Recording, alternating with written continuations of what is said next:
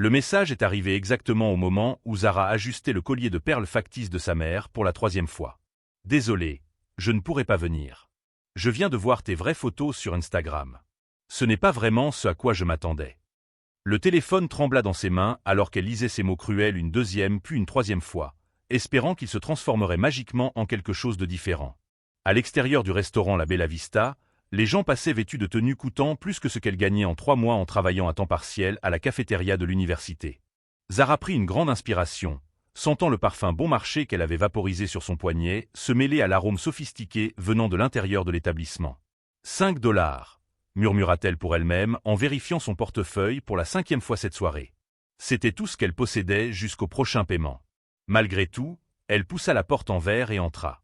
L'hôtesse, une femme élégante aux cheveux platine, la regarda de haut en bas avec un sourire forcé. « Bonsoir. Vous avez une réservation ? Table pour 2. Non, Kevin Harrison, répondit Zara, sentant ses joues s'enflammer. La robe bleu marine de sa mère, qui 20 ans auparavant avait été la fierté de la garde-robe familiale, semblait désormais encore plus déplacée sous les lumières dorées du restaurant. Ah oui. Monsieur Harrison a appelé il y a peu. Il a dit qu'il arriverait un peu plus tard. Le mensonge était sorti si naturellement que Zara crut presque que Kevin viendrait réellement. Assise à la table du coin, elle fit semblant d'étudier le menu tout en calculant mentalement. Une salade coûtait 18 $. Un plat principal, au minimum 35. Son compte bancaire affichait un solde négatif de 42 $, et les 5 $ en liquide étaient sa seule réalité. Puis-je vous apporter quelque chose pour commencer ? Le serveur apparut à côté de la table, bloc-notes en main. J'attends encore quelqu'un, répondit-elle, forçant un sourire. Juste de l'eau, s'il vous plaît. Il était 7h15 du soir. Kevin aurait dû arriver à 7h. Zara vérifia de nouveau son téléphone, mais aucun nouveau message. À la table voisine, un homme en costume sombre lisait des rapports pendant qu'une petite fille d'environ 8 ans dessinait dans un cahier de coloriage. « Papa, quand maman va-t-elle revenir du ciel ?» demanda l'enfant sans lever les yeux de son dessin. L'homme fit une pause dans sa lecture, et Zara vit son expression s'adoucir complètement. « Tu te souviens de ce dont nous avons parlé, Stella ? Maman est toujours avec nous, ici dans nos cœurs. » Quelque chose se contracta dans la poitrine de Zara. Elle connaissait cette douleur. Elle avait perdu sa mère il y a 2 ans et se réveillait encore certains jours en oubliant qu'elle ne pourrait plus l'appeler pour raconter sa journée. Désolé pour le retard. Monsieur Harrison n'est pas encore arrivé ? Le serveur était de retour, cette fois avec un ton moins patient. Il a eu un contretemps, mentit Zara, sentant de nouveau son visage chauffer. Pouvez-vous me donner quelques minutes de plus ?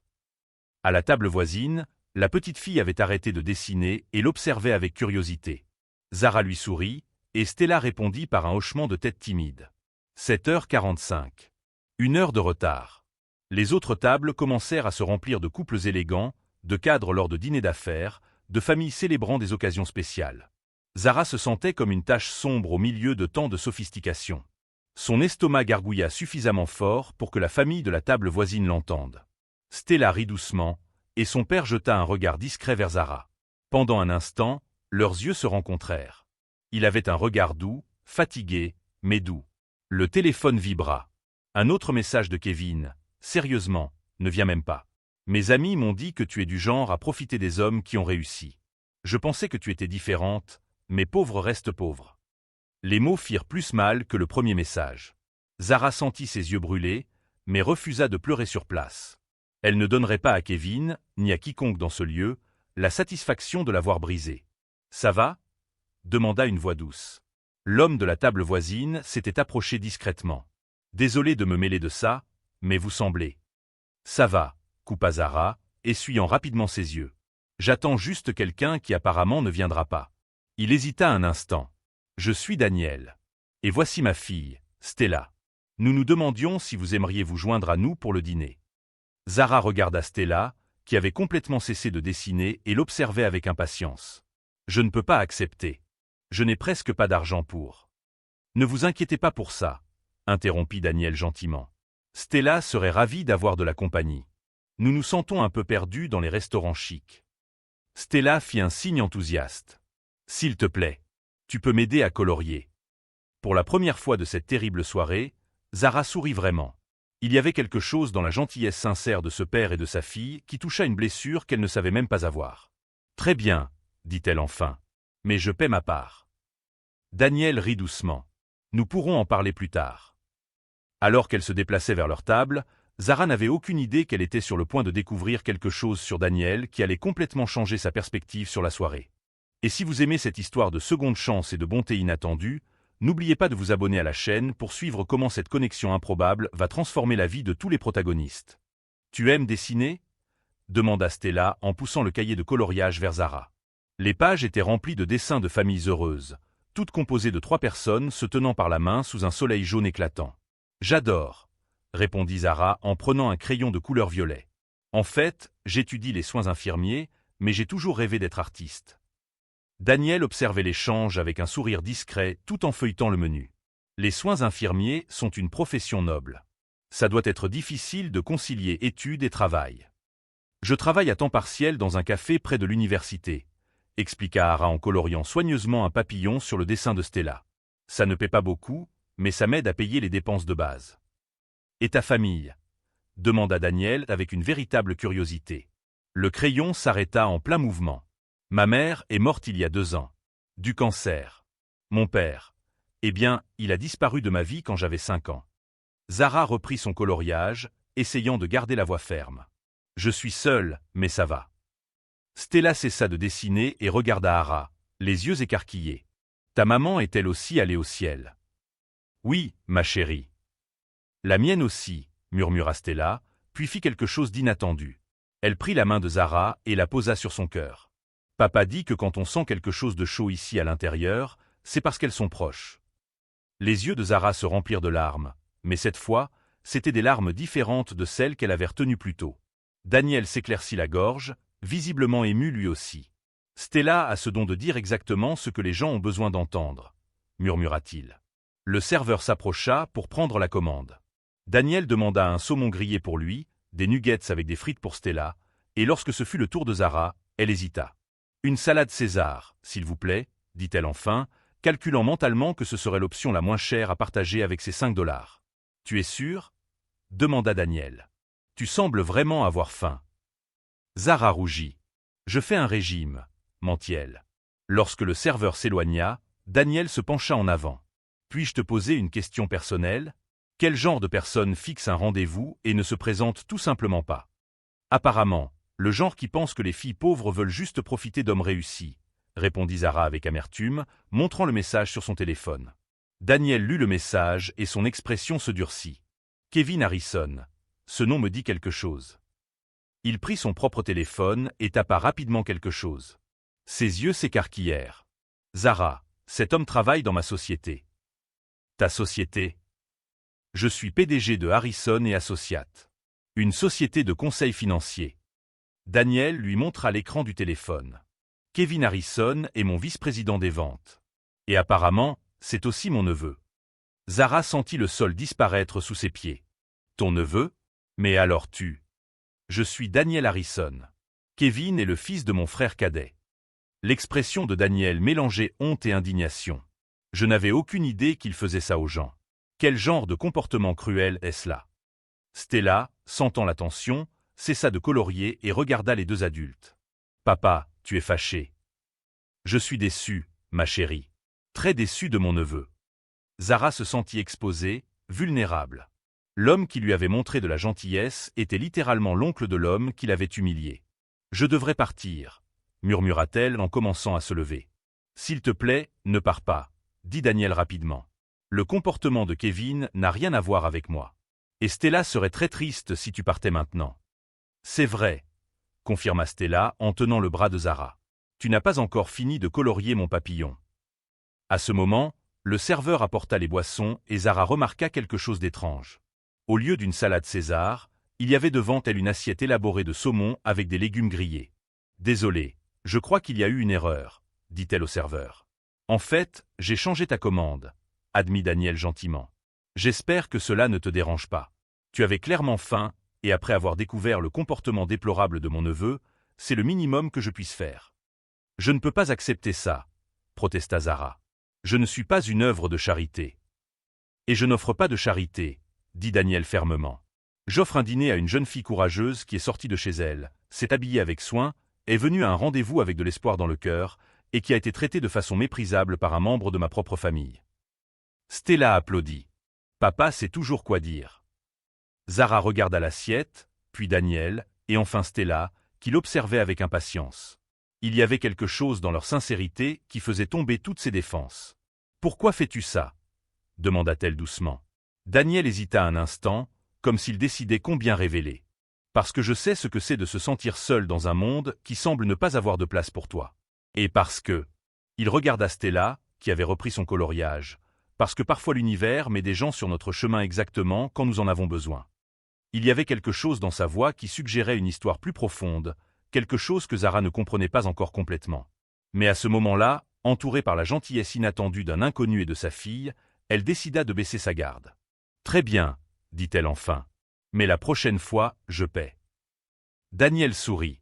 Marché conclu. Ce que Zara ne savait pas, c'est que Daniel avait déjà pris une décision concernant Kevin qui allait changer le cours de toute cette histoire. Et que la connexion entre eux trois allait bien au-delà de ce que quiconque pouvait imaginer lors de ce premier rendez-vous impromptu. 3 semaines s'étaient écoulées depuis cette nuit au restaurant, et Zara n'arrivait pas à sortir Daniel et Stella de sa tête. Ils avaient échangé leurs numéros, et depuis, de petits messages allaient et venaient. Des photos des dessins de Stella, des nouvelles sur les études de Zara, des conversations banales qui la faisaient toujours sourire. « Tu as changé », remarqua Carmen, sa collègue de travail au café, en nettoyant les tables. Plus rayonnante. « Ne dis pas de bêtises », répondit Zara, mais elle ne put cacher son sourire lorsque son téléphone vibra avec un nouveau message de Daniel. « Stella se demande si tu voudrais venir prendre une glace avec nous demain après-midi. Sans engagement, juste pour le plaisir. » Avant qu'elle ne puisse répondre, son patron apparut au comptoir avec une expression sérieuse. « Zara, il faut que je te parle. » Son cœur s'effondra. Avait-elle fait quelque chose de mal? Elle le suivit jusqu'au petit bureau à l'arrière du café. « J'ai reçu un appel étrange aujourd'hui, » dit-il en fermant la porte. « Un homme nommé Kevin Harrison. Il a dit que tu le harcelais, envoyait des messages, essayait de lui extorquer de l'argent. » Il fit une pause, étudiant son visage. « C'est vrai. »« Quoi ? Non. Je ne parle même pas à cet homme. » s'exclama Zara, sentant le monde tourner. « Il m'a planté à un rendez-vous il y a 3 semaines et depuis, nous n'avons eu aucun contact. Il a dit que tu répandais des mensonges sur lui au travail, portant atteinte à sa réputation. Il a menacé de poursuivre l'établissement si je ne te renvoyais pas. » Les jambes de Zara fléchirent. « Vous allez me licencier. » Son patron soupira profondément. « Zara, tu es l'une des meilleures employées que j'ai jamais eues. Ponctuelle, honnête, travailleuse. Mais je ne peux pas prendre le risque pour l'entreprise. Je suis désolé. » 15 minutes plus tard, Zara se tenait sur le trottoir avec une boîte contenant ses maigres affaires du travail, essayant de digérer ce qui venait de se passer. Kevin ne l'avait pas seulement humiliée, il sabotait maintenant activement sa vie. Le téléphone sonna. « Daniel. Salut, ça va ? Tu sembles contrarié dans tes derniers messages. »« Daniel, je… » Sa voix se brisa. Comment expliquer que le neveu de cet homme venait de détruire son moyen de subsistance? « Où es-tu ? Je peux venir te chercher ?» 30 minutes plus tard, Daniel se gara devant le café. Zara monta dans la voiture en silence, tenant toujours la boîte. « Que s'est-il passé ?» demanda-t-il gentiment. Zara raconta tout. L'appel de Kevin, les mensonges, la perte de son emploi. Daniel écoutait en silence, mais elle pouvait voir sa mâchoire se contracter de colère. « Je vais régler ça, » dit-il enfin. « Non, s'il te plaît. Je ne veux pas causer de problème dans ta famille. »« Zara, regarde-moi. » Il se tourna sur le siège du conducteur. Kevin a franchi une limite. Ce n'est plus une question de famille, c'est une question de caractère. Et son caractère est pourri. Cette nuit-là, tandis que Stella dormait, Daniel fit plusieurs appels. L'un d'eux fut pour le détective privé qu'il utilisait occasionnellement pour des enquêtes d'entreprise. Un autre pour le service des ressources humaines de sa société, demandant un examen complet de l'historique de Kevin. Ce qu'il découvrit dans les jours suivants le rendit malade. Kevin avait utilisé sa position dans l'entreprise pour accéder aux informations personnelles de potentielles partenaires amoureuses. Vérification de crédit, historique professionnel, revenus familiaux, tout était là, dans un dossier numérique organisé comme s'il s'agissait de trophées. Mais il y avait quelque chose de plus inquiétant. Parmi les fichiers, Daniel trouva des photos de Stella. Des photos que Kevin avait prises secrètement lors de réunions familiales, toujours centrées sur la petite fille lorsqu'elle était distraite ou en train de jouer. Pourquoi a-t-il des photos de ma fille? Murmura Daniel, sentant un frisson dans son dos. L'enquête révéla quelque chose d'encore plus sombre. Kevin ne se contentait pas de collecter des informations sur des femmes pour les humilier. Il vendait ces données à un réseau d'hommes spécialisés dans la chasse aux femmes vulnérables. C'était un système élaboré de prédation émotionnelle et financière. Daniel referma son ordinateur portable avec force. Kevin n'était pas seulement un neveu cruel, c'était un criminel. Le lendemain matin, Daniel appela Zara. « Peux-tu venir à mon bureau aujourd'hui? Il y a quelque chose que je dois te montrer. » Daniel, je t'ai dit que je ne voulais pas m'impliquer. Zara, ça va bien au-delà de ce que tu imagines. Kevin n'est pas seulement cruel, il est dangereux. Et tu mérites de connaître la vérité. Lorsque Zara arriva au bureau de Daniel, il avait tout préparé avec soin. Non seulement les preuves concernant Kevin, mais aussi une proposition qu'il avait élaborée depuis plusieurs jours. « Avant de te montrer ce que j'ai découvert sur Kevin, dit Daniel, je veux te faire une offre. Notre entreprise a besoin de quelqu'un pour coordonner notre programme de responsabilité sociale. Le salaire est 3 fois ce que tu gagnais au café, avec tous les avantages santé. Tu pourrais étudier le jour et travailler à mi-temps ici. » Zara le regarda avec méfiance. « Pourquoi fais-tu ça? » « Parce que tu es intelligente, déterminée et que tu as un bon cœur. Et parce que… » Il hésita. « Parce que Stella n'arrête pas de demander quand tu vas revenir lui rendre visite. Depuis que sa mère est morte, elle ne s'est connectée à personne comme elle s'est connectée à toi. Daniel, c'est très généreux, mais je ne peux pas accepter de la charité. » « Ce n'est pas de la charité. C'est de la reconnaissance de talent. » Il se pencha en avant. « Zara, laisse-moi te poser une question. Si tu avais toutes les ressources du monde, que ferais-tu pour aider les personnes dans ta situation? » La question la surprit. « Je créerais un programme pour aider les étudiants à faible revenu. Orientation, bourse, soutien émotionnel. Quelque chose que j'aurais aimé avoir. » Daniel sourit. « Alors accepte l'offre. Et aide-moi à créer exactement ça. » Pendant que Zara digérait la proposition, Daniel ouvrit son ordinateur portable. Il était temps de lui montrer qui Kevin était vraiment. Et ensuite, ensemble, ils exécuteraient un plan pour s'assurer que Kevin ne puisse plus jamais faire de mal à quiconque. Ce qu'aucun des deux n'avait prévu, c'était de découvrir que la connexion entre leurs histoires était bien plus profonde qu'ils ne l'imaginaient. Et que la mère de Stella avait un secret qui changerait tout. 2 semaines après avoir accepté l'offre d'emploi de Daniel, Zara organisait des dossiers dans le nouveau bureau lorsqu'elle trouva un dossier marqué « Personnel, Elena Harrison ». Le nom de famille la fit s'arrêter. Elena était le nom de l'épouse décédée de Daniel. Sans vouloir envahir sa vie privée, elle s'apprêtait à refermer le dossier lorsqu'une photo tomba par terre. En se baissant pour la ramasser, son cœur manqua un battement. C'était une photo de sa mère, plus jeune, souriant aux côtés d'une femme blonde qu'elle reconnut sur les photos dans la maison de Daniel comme étant Elena. « Mon Dieu !» murmura-t-elle en prenant la photo avec des mains tremblantes. « Zara, ça va ?» Daniel apparut à la porte, revenant d'une réunion. En voyant la photo dans ses mains et le dossier ouvert, son expression changea complètement. « Daniel, pourquoi as-tu une photo de ma mère ?»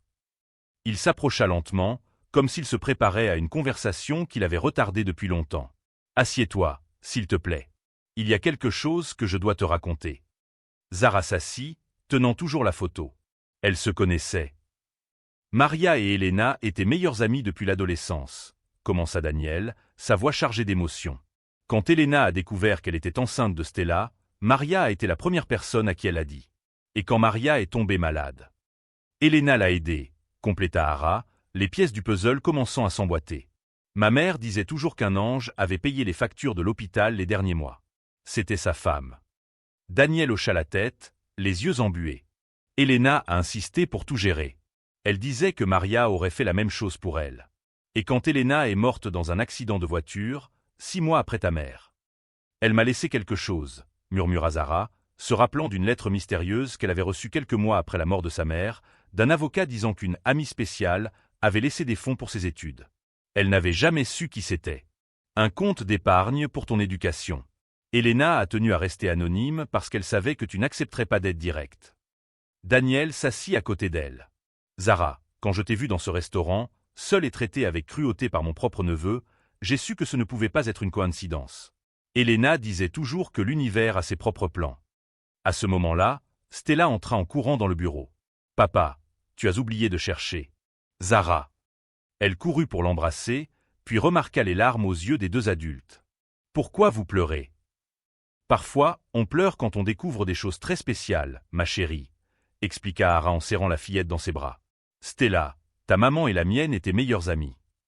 Les yeux de Stella s'écarquillèrent. Alors ça veut dire que... Ça veut dire que notre amitié était destinée à arriver, dit Daniel doucement. Mais la révélation émotionnelle fut interrompue par l'arrivée de 2 policiers à la réception. Daniel avait enfin pris la décision de remettre toutes les preuves concernant Kevin aux autorités.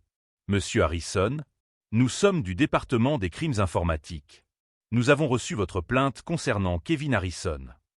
Pendant que les policiers examinaient les preuves que Daniel avait collectées, les fichiers de données personnelles volés, les enregistrements de vente pour le réseau de prédateurs et les photos non autorisées de Stella, Kevin arriva au bureau pour une réunion qui ne savait pas être un piège. « Oncle Daniel, tu voulais me voir. » Kevin entra confiant, mais son expression changea en voyant les policiers. « Kevin Harrison, vous êtes arrêté pour violation de la vie privée, fraude, extorsion et participation à un schéma de prédation numérique, » annonça un des officiers. « C'est ridicule, » protesta Kevin, mais son arrogance disparut en voyant Zara là. « Toi, je savais que cette garce allait poser problème. » Daniel se leva brusquement. « Cette garce est une jeune fille honorable que vous avez tenté de détruire par pure cruauté.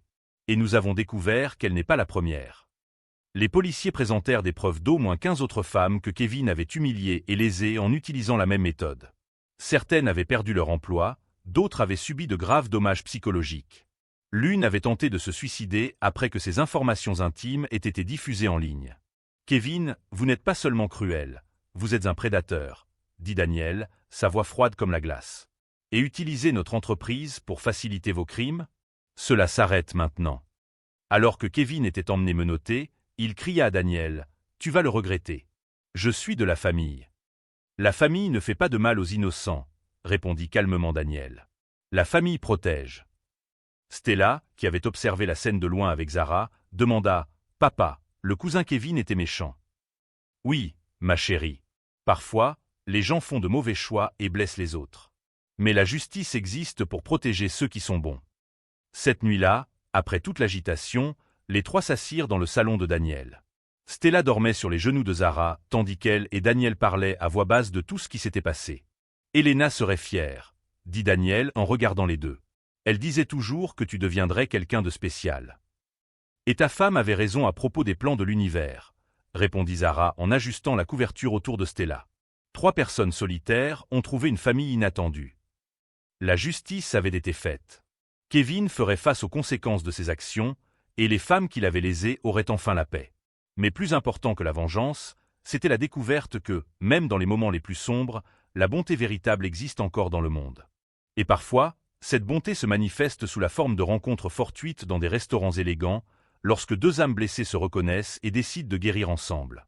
6 mois après avoir accepté l'offre d'emploi de Daniel, Zara se tenait sur la scène de l'auditorium de l'université, portant la blouse blanche d'infirmière fraîchement diplômée. Dans le public, Daniel et Stella applaudissaient avec enthousiasme, tenant une pancarte faite maison sur laquelle était écrit « Félicitations, Zara ».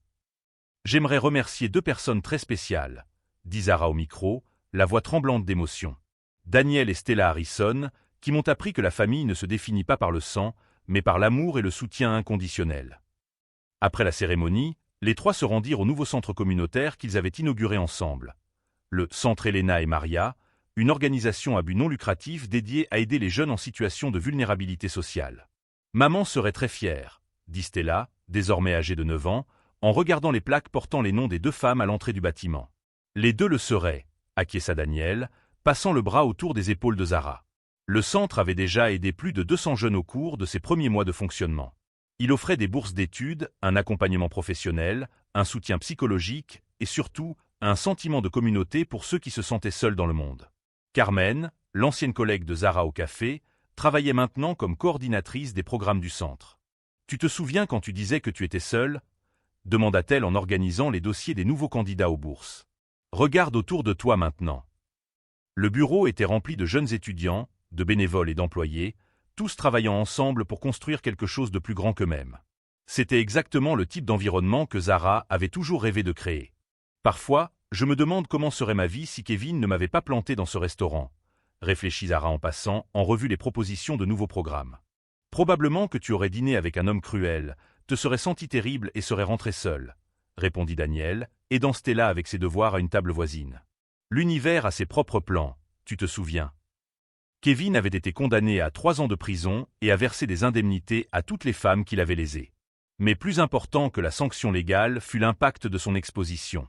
Plusieurs autres entreprises avaient revu leur politique de sécurité des données après que l'affaire soit devenue publique, et une nouvelle législation sur les crimes informatiques avait été adoptée en grande partie à cause de ce scandale. « Zara, quelqu'un est là pour toi », annonça Carmen depuis la réception. C'était Lisa, une jeune femme de 22 ans qui avait été l'une des victimes de Kevin. Elle tenait une enveloppe et semblait nerveuse. « Salut, Lisa. Comment vas-tu ?»« Mieux. Bien mieux, en fait. » Lisa sourit timidement. « J'ai obtenu le poste à la clinique vétérinaire. Tu te souviens que je t'en avais parlé ? Et… » Elle tendit l'enveloppe, « Je voulais te donner ça. » À l'intérieur, il y avait une lettre écrite à la main et un chèque de 500 $. « Lisa, tu n'as pas besoin. »« Si, j'en ai besoin, » interrompit Lisa gentiment. « Quand Kevin a répandu ses mensonges sur moi au travail, il a détruit ma confiance. Je pensais que je ne pourrais plus jamais faire confiance à personne.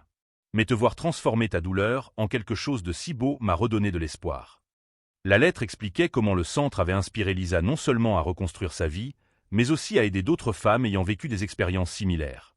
Elle avait créé un groupe de soutien en ligne qui comptait déjà plus de 1000 membres. « La cruauté de Kevin a fini par nous connecter toutes », écrivait Lisa dans la lettre. Il a essayé de nous isoler et de nous faire sentir petites, mais il a créé un réseau de femmes fortes qui se soutiennent mutuellement. Ce soir-là, à la maison, les 3 préparèrent le dîner ensemble comme ils le faisaient chaque soir depuis que Zara avait emménagé dans la maison d'hôte du jardin de la famille Harrison. C'était un arrangement qui avait commencé comme temporaire, mais que tous savaient désormais permanent. « Papa, tu vas demander Zara en mariage ?» demanda soudain Stella, faisant tousser Daniel avec son jus. « Stella !» s'exclama Zara, rougissant furieusement. « Quoi ?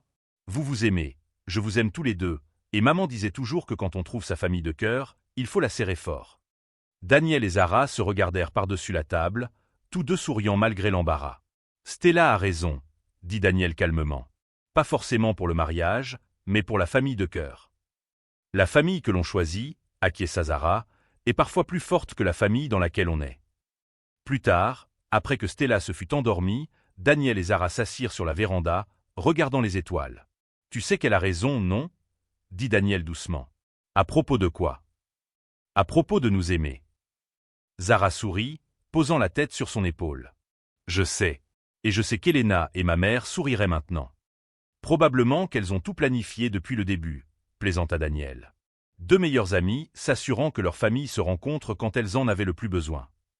La vérité était que la cruauté de Kevin avait été le catalyseur de quelque chose de bien plus grand. Non seulement elle avait uni 3 personnes solitaires en une famille improbable, mais elle avait créé une vague de bonté qui s'était propagée à des centaines de vies. Le centre Elena et Maria continuerait de croître, aidant les jeunes à trouver leur chemin et à construire leur propre réseau de soutien. L'histoire de Zara, Daniel et Stella deviendrait un exemple que, même lorsque nous faisons face à nos ténèbres les plus profondes, il y a toujours de la place pour la lumière. Et la leçon la plus puissante de toutes ? Que la vraie richesse ne se mesure pas en argent ou en statut, mais dans la capacité de tendre la main à quelqu'un qui tombe et de l'aider à se relever. Parce qu'au final, nous ne sommes que des personnes essayant de trouver notre place dans le monde, et parfois, la personne la plus inattendue devient exactement celle que nous devions rencontrer.